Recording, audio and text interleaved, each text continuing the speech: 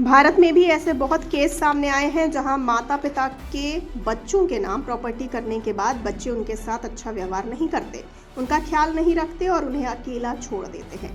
हालांकि कोर्ट के फैसले के बाद अब ऐसा करना मुमकिन नहीं हो पाएगा।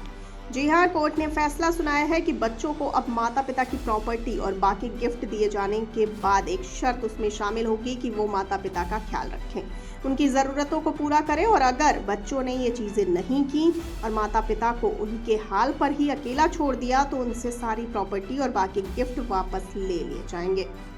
आइए जानते हैं कोर्ट ने और क्या क्या कहा। तो आपको बता दें कि कोर्ट ने वरिष्ठ नागरिकों के हितों की रक्षा करने की जरूरत पर जोर देते हुए इस फैसले को सामने रखा।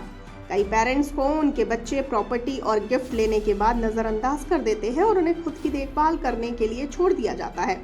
सुप्रीम कोर्ट ने इस मामले में अहम फैसला सुनाते हुए कहा, अगर बच्चे पेरेंट्स की देखभाल करने में विफल रहते हैं तो माता पिता ने उन्हें जो प्रॉपर्टी और गिफ्ट दिए हैं वो वरिष्ठ नागरिकों के भरण पोषण और कल्याण अधिनियम यानी कि welfare of the parents and senior citizen act के तहत रद्द किया जा सकता है। अदालत ने कहा कि संपत्ति का ट्रांसफर शून्य घोषित किया जाएगा।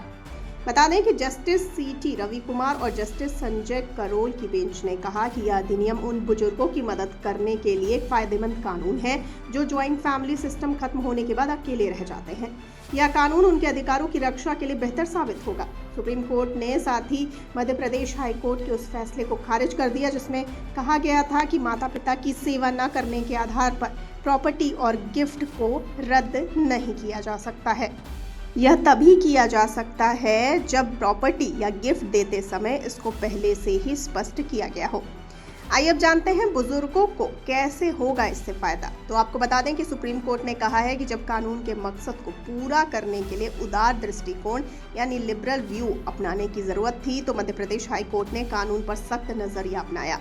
इस एक्ट के सेक्शन 23 में बताया गया कि इस अधिनियम के शुरू होने के बाद किसी भी वरिष्ठ नागरिक ने अपनी प्रॉपर्टी और गिफ्ट अपने बच्चों को ट्रांसफर अगर किए हैं तो इस शर्त के साथ होंगे कि वो उनका पूरी तरह से ख्याल रखें, उनकी ज़रूरतों को पूरा करें और अगर वो ऐसा करने में सफल नहीं हो पाते हैं तो उनकी संपत्ति का ट्रांसफर शून्य घोषित किया जाएगा।